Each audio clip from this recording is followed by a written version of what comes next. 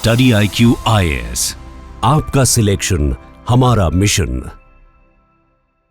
Hello everyone, मेरा नाम है रणधीर सिंह और मैं आप सबका स्वागत करता हूं स्टडी IQ IAS के यूट्यूब चैनल पे।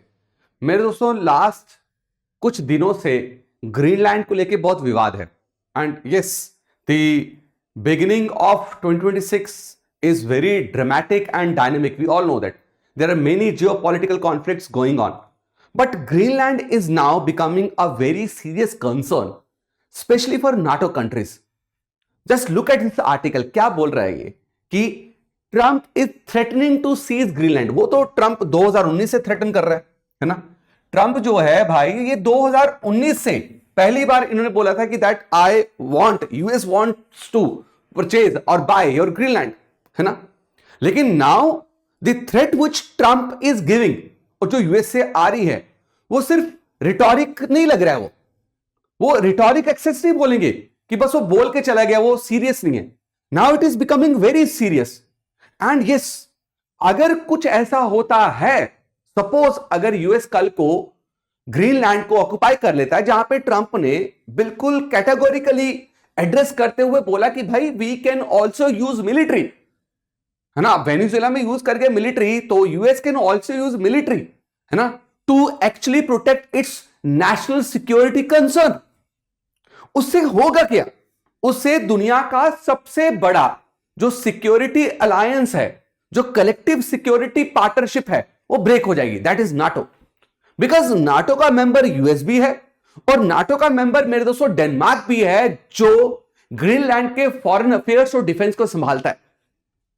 तो this move of Trump could break the relationship जो सिंस आपका वर्ल्ड वॉर सेकेंड से चलते आ रहा है between US and your European countries, just to protect और retard the influence of Russia. अब देखो, वापस जो स्टेटमेंट है, ये समझ आ गया। एक टाइम पे सब डिसमिस कर रहे थे इसको रिटोरिकल एक्सेस बोल रहे थे, बट अब मैक्सिमम कंट्रीज को समझ आ रहा है कि भाई ये सिर्फ एक नॉर्मल वार्निंग नहीं है।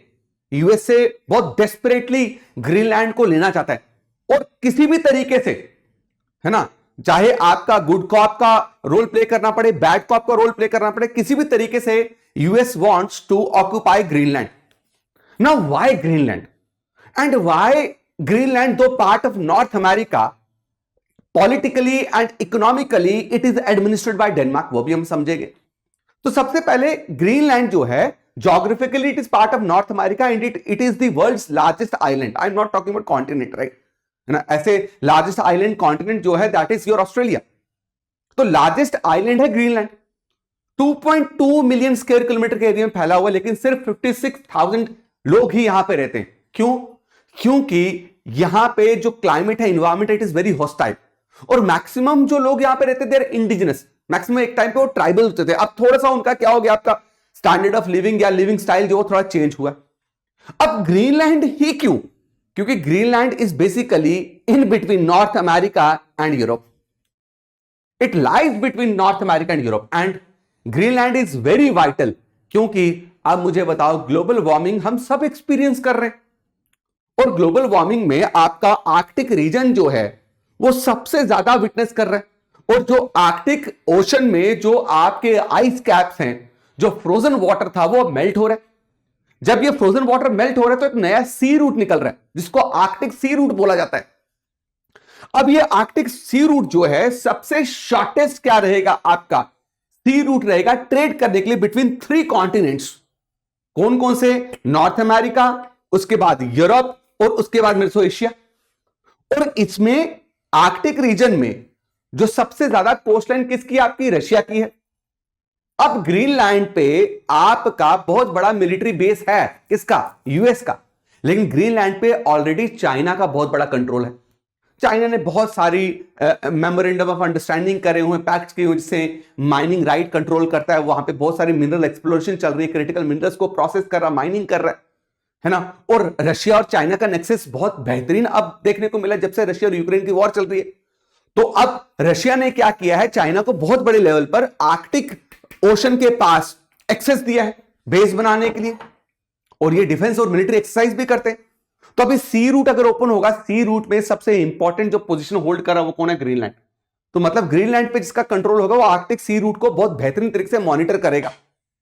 और नॉर्थ अमेरिका के लिए, right, specially for US, Greenland is very important, क्योंकि ग्रीनलैंड जो है नॉर्थ अमेरिका को किसी भी मिसाइल अटैक से अर्ली वार्निंग प्रोवाइड करेगा, क्योंकि मेनलैंड यूएसए से ग्रीनलैंड दूर है ना।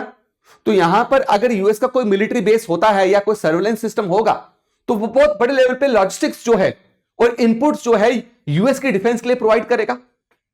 अब एक और चीज हम पहले समझ लेते हैं कि भाई डेनमार्क जो है लास्ट 300 सालों से ग्रीनलैंड को क्या करता है मेरे दोस्तों, आपका कंट्रोल करता है, गवर्न कर रहा है, राइट।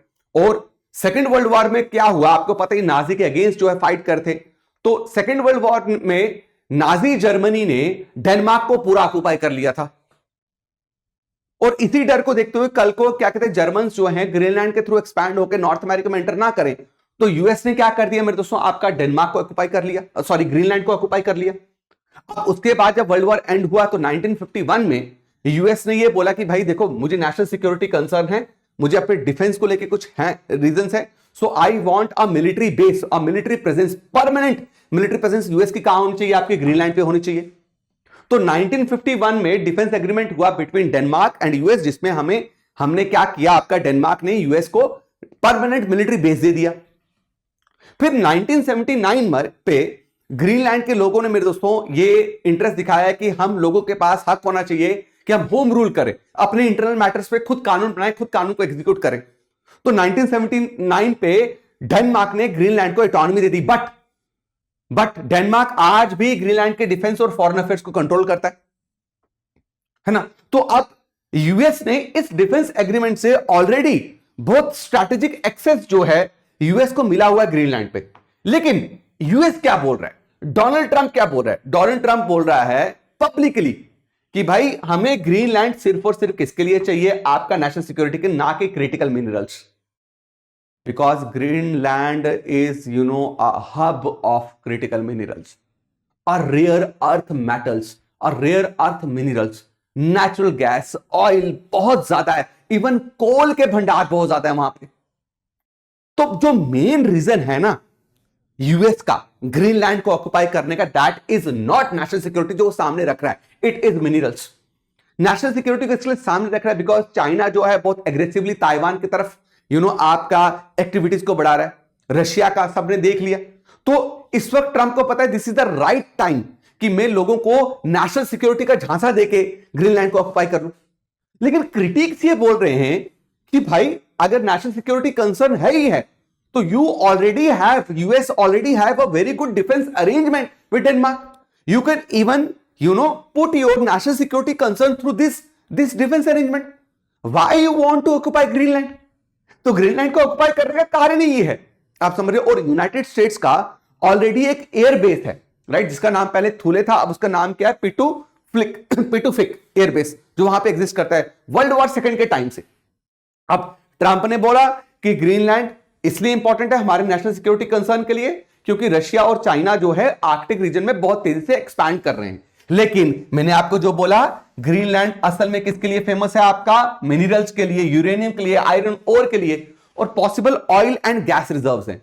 लेकिन अब आप समझिए डायरेक्ट इनकैपेबल शो करना डेनमार्क के प्राइम मिनिस्टर को, ग्रीनलैंड के प्राइम मिनिस्टर को, डेनमार्क को यह बोलना कि यार you are not able to defend Greenland,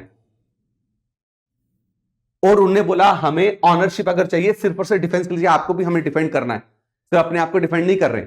लेकिन नाटो क्या बोलता है इसमें?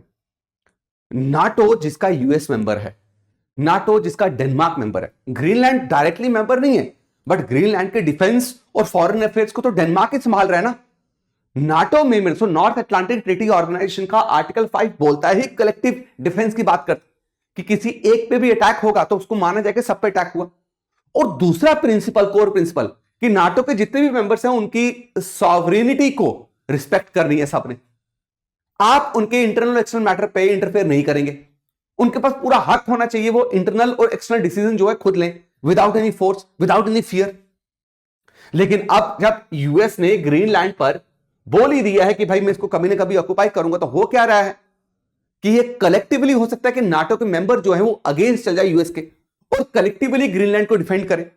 यह मैं अपने से नहीं बोल रहा हूं, अभी अगर आप सुनेंगे तो डेनमार्क के प्राइम मिनिस्टर का कैटेगोरिकली एक एड्रेस किया इन्होंने मीडिया को, और इन्होंने बोला कि भाई ग्रीनलैंड के मुद्दे पर यूएस के प्रेसिडेंट डोनाल्ड ट्रंप इतने भयंकर तरीके से जो फोर्सफुली टेक ओवर करने की बात कर रहे हैं, वो नाटो की क्रेडिबिलिटी को खत्म कर रहे हैं।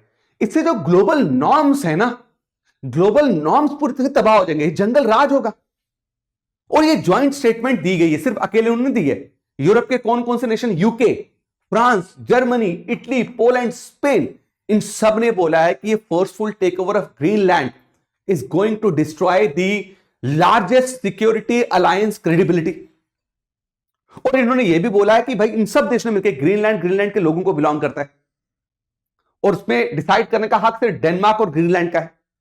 तो आप पूरी तरीके से यूएस जो यूनिलैटरली खुद से जो डिसीजन ले रहा है, ये ट्रांस अटलांटिक यूनिटी को फ्रैक्चर करके रख देगा, और ग्लोबल इंस्टेबिलिटी अपने चरम सीमा पे होगी। फिर शायद हम जो है चीजों को स्टेबल ना कर पाए।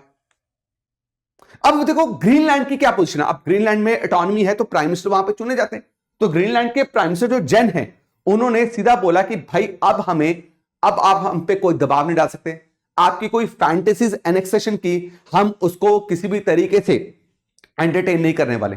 एक ओपिनियन पोल रखा गया कि ग्रीनलैंड के लोग, ग्रीनलैंडर्स क्या चाहते हैं। उन्होंने बोला हमें और ऑटोनॉमी दीजिए, हमें ग्रेटर ऑटोनॉमी चाहिए, we want more autonomy from Denmark.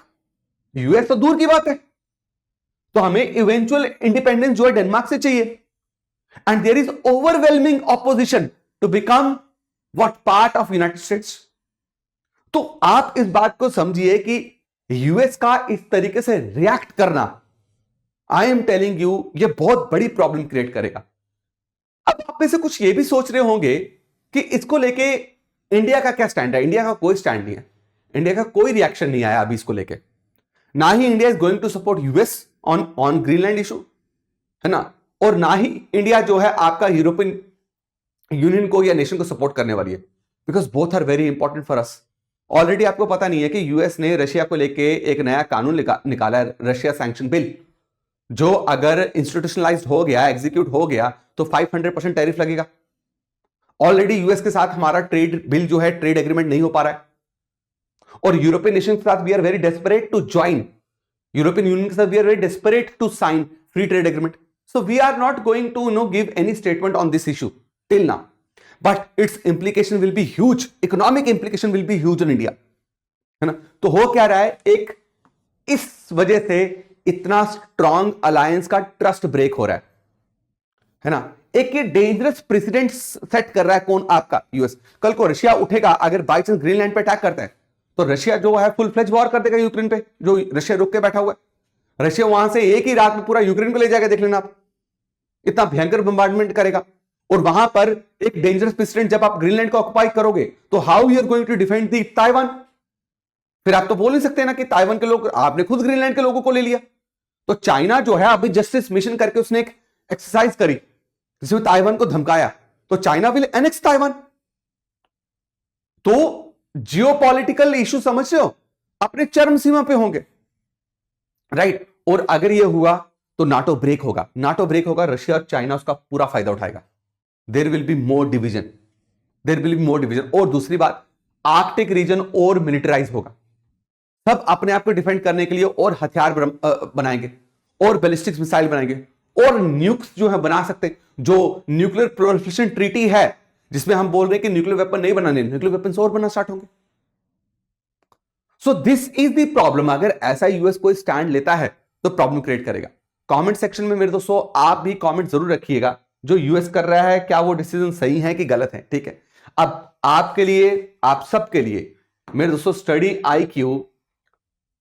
IQ हमेशा बेहतरीन और शानदार कोर्स लेके आता है, ताकि आपकी जो तैयारी है यूपीएससी की, आईएएस बनने की या स्टेट सिविल सर्वेंट बनने की, वो तैयारी रुके ना। और इसी को देखते हुए हम जो कोर्स जिसमें 50% जो सेल हम लेके आए थे, what was the name of the sale, step into success sale, जिसमें हम 50% डिस्काउंट प्रोवाइड कर रहे थे on all our courses, right. वो हमने डेट एक्सटेंड कर दिया टिल 17 जनवरी तक। Don't miss this opportunity. Sale जो है 17 जनवरी तक एंड होगी और इसमें बैच में एडमिशन लेने का डेट भी 17 जनवरी है।